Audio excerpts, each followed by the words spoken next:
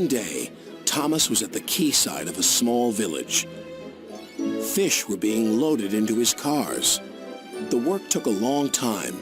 The fishermen were using old equipment, and Thomas was worried. "I'm going to be late for Henry at the docks. He won't like this. Please hurry up." Thomas was rudely interrupted.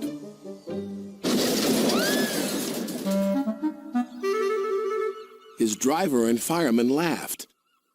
"Phew," sniffed Thomas. "What a pong!" He was glad when they were speeding along the beautiful coastal run. Then they saw a man waving a red flag. "What's the matter now?" "High tides are damaging the track," reported the man. "I've marked the spot." "We'll go and inspect," said the driver.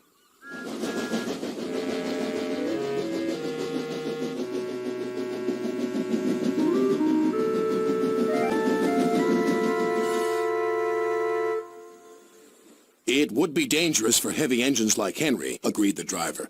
"But for Thomas, it's safe enough." The guard left a red oil lamp by the damaged track to warn engines. "When we get to the docks, I'll tell them to close the line."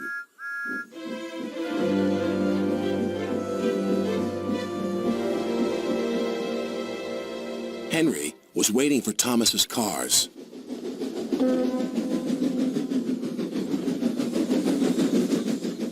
"Pah! You're late. That smell is making me ill." "It's the fish," replied Thomas, "and there's danger on the rails. That's why we're late." "Ha!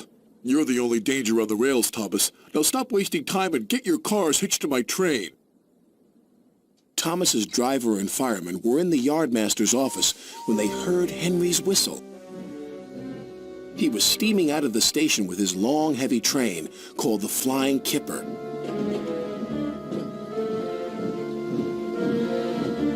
"What route is Henry taking tonight?" asked the driver. "The coastal run. It's the quickest." "But I told you," gasped the driver. "That's dangerous for a big engine like Henry." The yardmaster quickly phoned the signalman. Henry roared past the signal box. "I'll soon make up for lost time." The signalman couldn't hear the warning. By the time he did, Henry was far away in a cloud of steam. But when Henry reached the coastal track, his hopes for a fast run were dashed. Fog floated everywhere. "I can't see," cried Henry. Nor could his driver.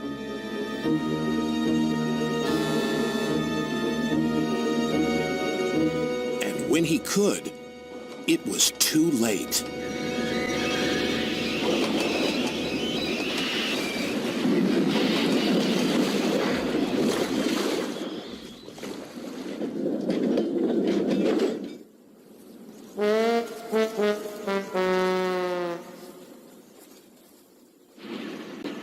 As soon as the tide was high enough, Henry was craned out of the water.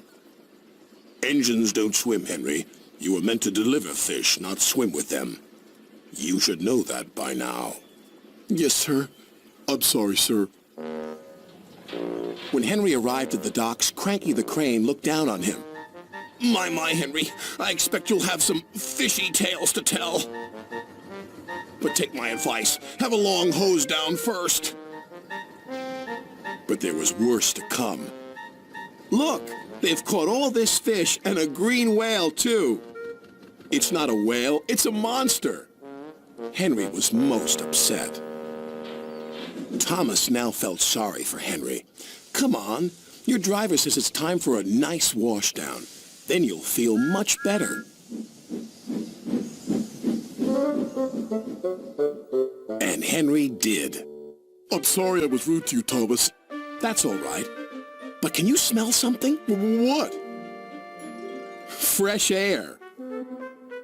"Oh, yes," replied Henry happily.